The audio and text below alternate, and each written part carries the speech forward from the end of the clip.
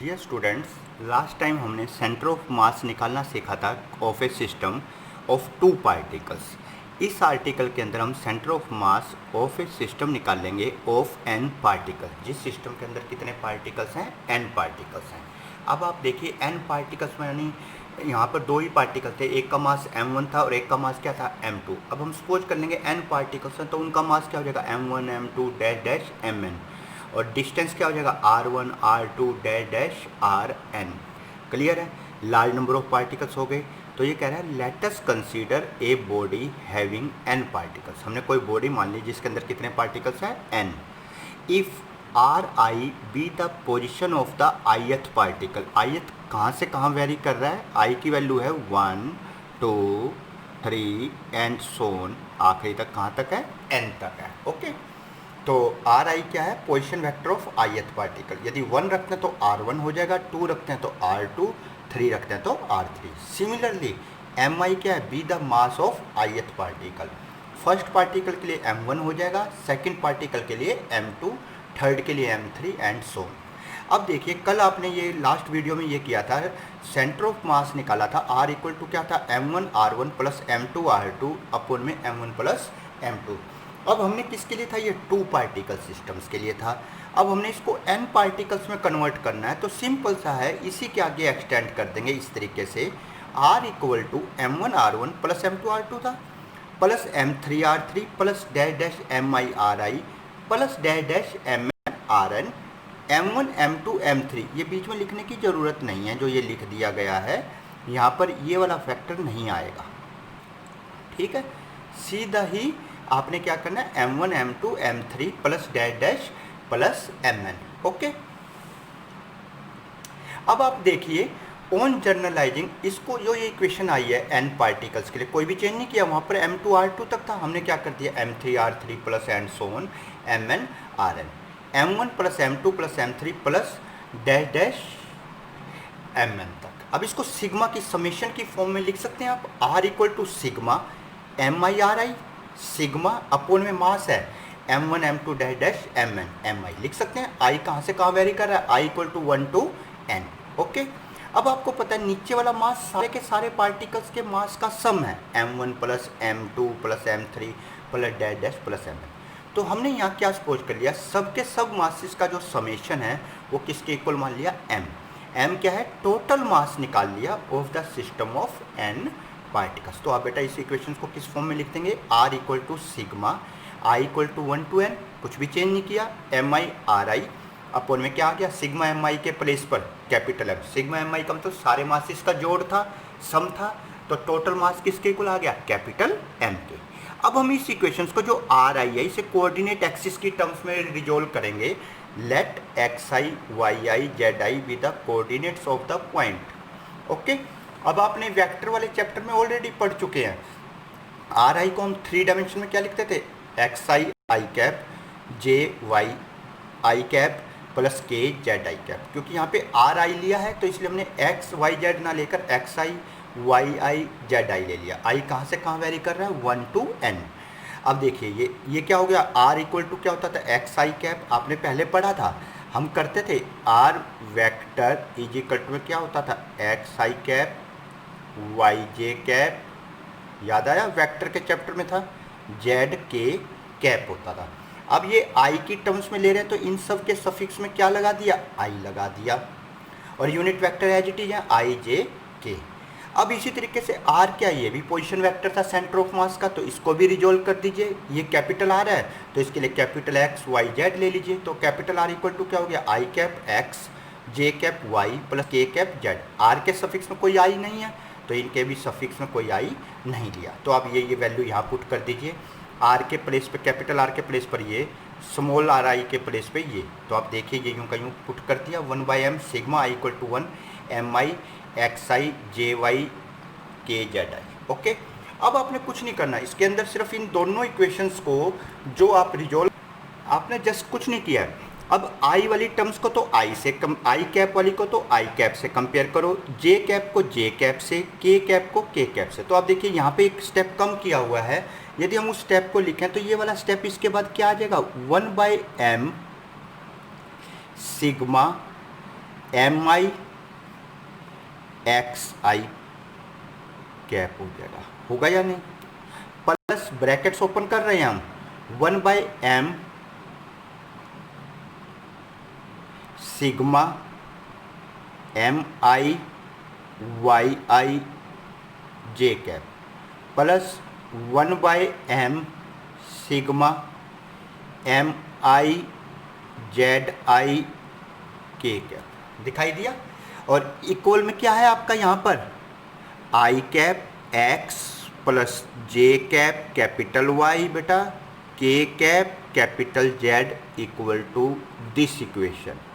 अब देखिए ये 3 पार्ट्स डिवाइड हो गए, आई वाली को आई से कंपेयर कर दो, जे वाली को जे से, के वाली को के से, तो आई से आई कैंसिल हो जाएगा। तो x इक्वल टू किसके आ गया, 1/m sigma I equal to 1 to n M I X I, जो मैंने यहाँ नहीं लगाया अभी। y इक्वल टू क्या हो जाएगा, 1/m M I Y I. Z के लिए क्या आ जाएगा, M I Z I. Compare कर सकते हो आई कैप को आई कैप के साथ, जे कैप को जे के साथ, के को के के साथ। तो इस तरीके से आपकी ये 3 इक्वेशंस निकल जाएंगी सेंटर ऑफ मास के लिए। ओके, अब आप देखिए इस आर्टिकल के अंदर आपने जो पीछे एक्सप्रेशन निकाल के देखा था वो क्या था, लार्ज, ये क्या नाम था, बड़े पार्टिकल्स के लिए। ये कह रहा है देखो, as the spacing of the particle is small. Spacing of the particle is small का मतलब क्या है, जैसे मान लीजिए ये कोई रूम है, कोई पार्टिकल यहाँ रखा हुआ है, कोई पार्टिकल यहाँ रखा हुआ है। तो अब आप देखिए ये पार्टिकल्स हैं, ये सब, इनके बीच में स्पेसिंग क्या है, ज़्यादा है। क्लियर है। तो हमें ये अलग अलग दिखाई देंगे, बिल्कुल अलग अलग दिखाई देंगे कि ये यहाँ रखा हुआ है, ये यहाँ रखा हुआ है, ये यहाँ रखा हुआ है, ये यहाँ रखा हुआ है। तो अब लेकिन ये कह रहा है कि एज द स्पेसिंग, स्पेस मतलब पार्टिकल्स के बीच का जो एरिया है वो क्या स्मॉल है, यानी ये पार्टिकल्स किस तरीके से हैं, ऐसे नज़दीक नज़दीक बिखरे हुए हैं इसके अंदर, लाइक दिस। मेरी बात समझ में आई। तो ये कहता है so we can treat the body as a continuous distribution of mass. इस लाइन का मीनिंग क्या होता है बेटा, कंटिन्यूस डिस्ट्रीब्यूशन का मतलब होता है हमें पूरा का पूरा भरा हुआ नजर आए, हर तरफ बॉडी ही बॉडी नजर आए, पार्टिकल ही पार्टिकल नजर आए, उसको क्या बोलते हैं, कंटिन्यूस डिस्ट्रीब्यूशन। और यदि मैंने अभी जो ये डायग्राम बनाया था इस तरीके से, जैसे ये, इसी को क्या बोलते हैं, वेरिएबल डिस्ट्रीब्यूशन। इसको क्या बोलते हैं, वेरिएबल डिस्ट्रीब्यूशन। कोई कहीं रखा हुआ है, कोई कहीं रखा हुआ है। यदि पार्टिकल बहुत नज़दीक नज़दीक है तो हमें ऐसा लगेगा कि सारी की सारी बॉडी एक ही है, कंटिन्यूस है, लगातार बिखरे हुए हैं। हमें ये नहीं डिफ्रेंशिएट कर पाएंगे कि ये कौन सा पार्टिकल है, ये कौन सा है, ये कौन सा। हमें सारी की सारी बॉडी क्या लगेगी, एक लगेगी। तो इस तरह के सिस्टम्स को क्या बोलते हैं, कंटिन्यूस डिस्ट्रीब्यूशन ऑफ मास, लगातार रखे हुए हैं। तो हमने क्या मान लिया, अब कंटिन्यूस है, भरी हुई है, तो हमें दिखाई नहीं दे रहा, तो हमें इसे छोटे छोटे टुकड़ों में डिवाइड करना पड़ेगा क्योंकि अलग अलग देखना चाहते हैं। तो now let us sub divide the body into n elements. हर एक का छोटा छोटा मास मान लिया, delta m1 delta m2 dash dash delta mn मान लिया। अब देखिए वही जो एक्सप्रेशन अभी आपने किया था पीछे, मैं बैक ला रहा हूँ कि वहाँ पर क्या था, x इक्वल टू अभी आपने किया था, क्या आया था, 1/m sigma I equal to 1 to n M I X I आया था बेटा। अब एम आई एक्स आई यानी अब m था, अलग अलग दिखाई दे रहे थे, अब ये कंटिन्यूस दिखाई दे रहे हैं, तो हमने इनके और छोटे छोटे पीसेस कर दिए। तो एक छोटा पीस एम आई ना मानकर हमने मानना पड़ेगा डेल्टा एम आई। तो हर एक्सप्रेशन में एम आई के प्लेस पर क्या कर देना बेटा, डेल्टा एम आई, और कोई डिफरेंस नहीं है, डेल्टा एम आई कर देना। अब देखिए एक वर्ड होता है सिग्मा। सिग्मा मतलब क्या होता है, जोड़ना। एक आपने पढ़ा था इंटीग्रेशन, ये क्या होता है, सिग्मा यानी सम। ये क्या होता है, इंटीग्रेशन, आपको बता रखा है ये क्या है, इंटीग्रेशन। अब देखिए आप, ये सॉरी ये आपको इधर नीचे था, ये सिग्मा है, सिग्मा का मतलब सम। इस सिंबल को क्या बोलते हैं, इंटीग्रेशन। तो अभी आपने देखा हमने एम आई के प्लेस पर क्या रख दिया, delta M I delta M I delta M I, X आई की जगह वाई आई के जेड आई में। अब यदि हम सिग्मा है बेटा, हमने ये वाला फैक्टर ले लिया, सिर्फ इतना, sigma I equal to 1 delta M I X I M I Y I delta M I Z I. तो बेटा सिग्मा का मतलब भी सम होता है, इंटीग्रेशन का मतलब भी इंटीग्रेट होता है। तो मैंने आपको पहले भी बताया सिग्मा को क्या कन्वर्ट कर देना है, इंटीग्रेशन में। और आपको पहले बताया था delta x by delta T होता था कई जगह, delta x by delta T होता था जब हम सारा इंटीग्रेट करते थे, डिफ्रेंशिएट करते थे, तो हम इसको किस में कन्वर्ट कर देते थे, D x by D T में। तो आपने इसको डेल्टा एम को किस में चेंज कर दिया, डी एम में, एक्स आई को एक्स आई का यहाँ आप कहोगे आई क्यों नहीं लिया, क्योंकि यहाँ पे बेटा लिमिट हो जाएगी। यहाँ पर हम रख देंगे आई इक्वल टू कहाँ से कहाँ तक है, आई इक्वल टू 1 to n। तो डेल्टा एम आई किसके इक्वल हो गया, डी एम, एक्स आई के प्लेस पर एक्स, इंटीग्रेशन का है 1 to n, similarly Y D M, similarly Z D M. तो ये वाली जो वैल्यूज आई हैं इसकी, ये यहाँ पुट कर दीजिए। तो आपके पास देखिए वैल्यू पुट करने के बाद so coordinates of the centre of mass क्या हो जाएंगे, एक्स 1/m था, सिग्मा एक्स डी एम रख दिया, Y equal to 1/m integration Y D M, Z equal to 1/m integration Z D M रख दिया। अब इनको यदि आप कंबाइन लें, एक्स वाई जेड का मतलब क्या है, आर के हैं, एक्स वाई जेड क्या है, स्मॉल आर के हैं, तो इसको क्या कर दिया कंबाइन फॉर्म में, R equal to 1/m integration R into D M. तो मैं एक बार दोबारा बैक जा रहा हूँ, आपने क्या किया, जस्ट इसी लाइन को हम दोबारा शो कर रहे हैं, डेल्टा एम आई एक्स आई इसके इक्वल था, तो इसके प्लेस पर ये रख दिए, और कंबाइंड फॉर्म में जनरल इक्वेशन किसकी फॉर्म में आ जाएगी आपकी, R equal to 1/m integration R D M. Okay, फिर आपको एक बात बताई थी, यदि सेंटर ऑफ मास कहाँ चले जाए, ओरिजिन पे, तो आर इक्वल टू क्या हो जाएगा, 0। आर यदि 0 हो जाता है तो आर डी एम भी क्या हो जाएगा, 0 हो जाएगा। आर डी एम को एक्स की फॉर्म में, वाई की फॉर्म में भी लिख सकते हो, जेड की फॉर्म में भी लिख सकते हो, अभी लिख के बताया था, जैसे ये जेड था, वाई था, एक्स था। तो यदि आपको पहले बताया था सेंटर ऑफ मास कहाँ चले जाए, ओरिजिन पे, तो आर क्या हो जाता है, 0। आर 0 हो गया तो इंटीग्रेशन आर डी एम भी क्या हो गया, 0।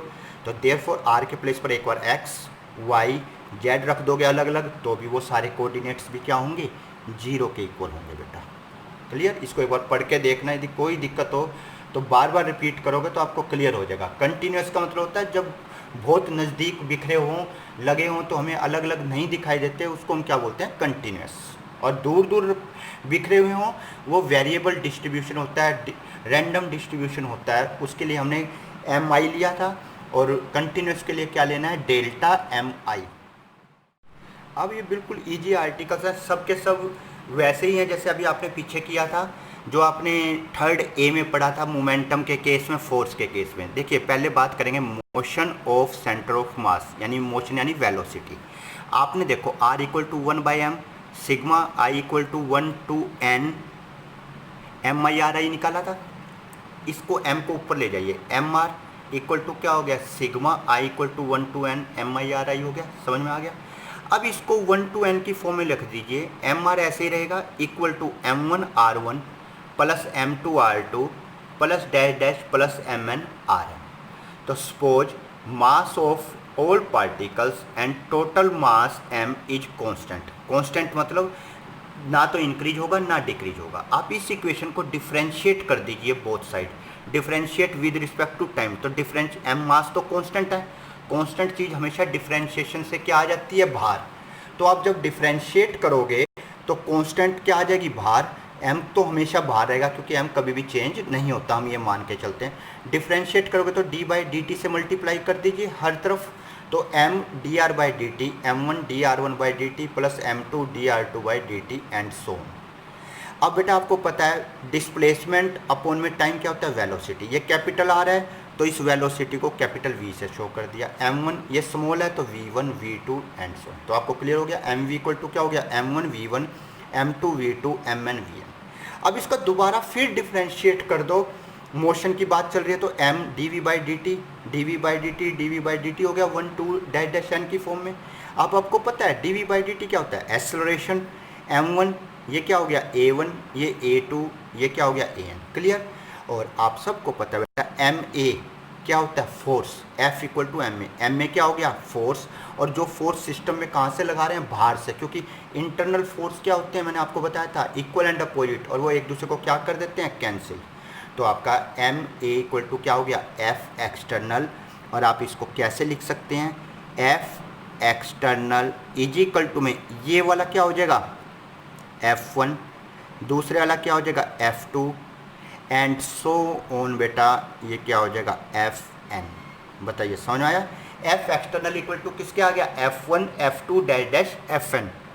और आपको दिखाई दे रहा है F1 किसके इक्वल है M1 A1, F2 किसके इक्वल है M2 A2। ओके, और एंड सोन आप इसी तरीके से यहाँ शो कर सकते हैं। Fn इक्वल टू क्या हो जाएगा Mn An। Fn किसके इक्वल हो जाएगा Mn An। तो ये आर्टिकल इतना ही था। इस आर्टिकल को बोलते हैं मोशन ऑफ सेंटर ऑफ, ये आर्टिकल आपका क्या हो गया मोशन ऑफ सेंटर ऑफ मास। अब आप देखिए इसी तरीके से लीनियर मोमेंटम निकाल लेंगे, यहाँ फोर्स निकाला है, अब आप लीनियर मोमेंटम निकालें of system of n particles, system of n particles. तो इसके अंदर भी आपने कुछ नहीं करना, let us consider a system of n particles. मान लीजिए with masses m1 m2 m3 and so on mn, having momentum है तो वेलोसिटी होगा, क्योंकि p इक्वल टू क्या होता है mv, है moving with velocity v1 v2 v3 and vn। ठीक है, p1 p2 p3 p4 dash dash pn क्या हो गया बी देयर लीनियर मोमेंटम। तो बेटा टोटल मोमेंटम क्या हो जाएगा p equal to p1 plus p2 plus p3 dash dash pn। तो आप इसको क्या लिख सकते हैं, कैपिटल P तो यहाँ रख दिया, तो P1 क्या हो गया M1 V1, P2 क्या हो गया M2 V2 and so on, Pn किसके इक्वल हो गया Mn Vn। बोलिए समझ में आया। और ये कैपिटल P किसके इक्वल हो जाएगा Mv के। तो आप क्या लिख सकते हैं P के प्लेस पर Mv इक्वल टू क्या हो गया M1 V1 plus M2 V2 plus dash dash Mn Vn। बिल्कुल ईजी सा आर्टिकल मोमेंटम निकाल लिया कि जो टोटल मोमेंटम होगा सिस्टम का वो किसके इक्वल होगा, अलग अलग पार्टिकल के मोमेंटम के सम के इक्वल होगा। यही शो करना था इस आर्टिकल में कि जो टोटल मोमेंटम होता है वो अलग अलग पार्टिकल के मोमेंटम के सम के इक्वल होता है। अब देखिए इसमें एक नेक्स्ट स्टेप है लास्ट, आपने ये पढ़ा था P इक्वल टू क्या होता है mv, डिफ्रेंशिएट कर दीजिए dp by dt, mass constant होता है dv by dt, dv by dt क्या हो गया ma। तो और आपको पता है dp बाई dt क्या होता है force, Newton second law of motion से, तो dp by dt equal to capital F के। क्लियर हो गया, समझ में आया। तो एफ एक्स ये किसके इक्वल आ गया dp बाई dt, यहाँ से इंटीग्रेशन करके Newton second law of motion भी प्रूफ हो गया। If the system is isolated, system isolated है तो आपको पता है फोर्स क्या है जीरो, एक्सटर्नल। आइसोलेटेड का मतलब क्या होता है बाहर से कोई फोर्स नहीं लग रहा, तो एफ एक्सटर्नल जीरो है तो dp by dt equal to क्या हो गया जीरो। और बेटा ये डिफ्रेंशिएशन जीरो आ रहा है किसका मोमेंटम का, किसी भी फिजिकल क्वांटिटी का यदि मोमेंट वो डिफ्रेंशिएशन बेटा कभी भी जीरो आ जाए, तो ये मैथ का टॉपिक है, ये आपको याद रखना है। यदि किसी भी फिजिकल क्वांटिटी का डिफ्रेंशिएशन जीरो है तो वो क्वांटिटी हमेशा कांस्टेंट रहती है, ना तो इंक्रीज होगी ना डिक्रीज होगा। तो डिफ्रेंशिएशन जीरो होने का मतलब क्या है, वो चीज़ क्या है, वो फिजिकल क्वांटिटी क्या है कांस्टेंट, यानी ना तो मोमेंटम इंक्रीज होगा ना डिक्रीज होगा। अब आपको पता है मोमेंटम किसके इक्वल है mv के। यदि मोमेंटम कांस्टेंट है मास तो कांस्टेंट रहता ही है, तो वेलोसिटी भी क्या रहेगी बेटा कांस्टेंट। कब तक रहेगी कांस्टेंट, जब तक सिस्टम क्या है आइसोलेटेड, बाहर से कोई भी फोर्स एक्ट नहीं कर रहा। ओके, देखिए P इक्वल टू कॉन्स्टेंट है तो mv भी कॉन्स्टेंट हो गया, क्योंकि P इक्वल टू mv था, मास तो कॉन्स्टेंट होता ही है, तो वेलोसिटी भी क्या हो गई कॉन्स्टेंट। तो आप क्या कहोगे velocity of centre of mass remains constant रहेगी when total external force on the system क्या होगा जीरो, याद रखना। अब ये कुछ एग्जांपल्स हैं of motion of centre of मास, ये आपने खुद पढ़ के देखने हैं, क्लियर हो जाएंगे। अब यहाँ पर पेज नंबर 8 आपको दिखाई दे रहा है, ये टेबल है position of centre of mass of bodies of regular shape. जैसे यूनिफॉर्म होलो स्फीयर है, यूनिफॉर्म सॉलिड स्फीयर है, यूनिफॉर्म सर्कुलर रिंग है, यूनिफॉर्म सर्कुलर डिस्क है, यूनिफॉर्म रोड है। तो इन सब का जो सेंटर ऑफ मास होता है वो कहाँ होता है सेंटर पे होता है। तो आपको ये 11 है टोटल, ये आपको सेंटर ऑफ मास सीधा याद रखने हैं। आपसे ऑब्जेक्टिव क्वेश्चन पूछा जा सकता है कि ट्रायंगल का, रेक्टेंगल का, सॉलिड सिलेंडर का, होलो सिलेंडर का। देखिए नीचे आपको मैं दिखाई दे रहा है triangular, rectangular, cubical block, hollow cylinder, solid cylinder, cone और पिरामिड। इन सब के सेंटर ऑफ मास कहाँ लाई करते हैं ये आपको लर्न करने हैं इस टेबल में से देखकर। Okay, clear.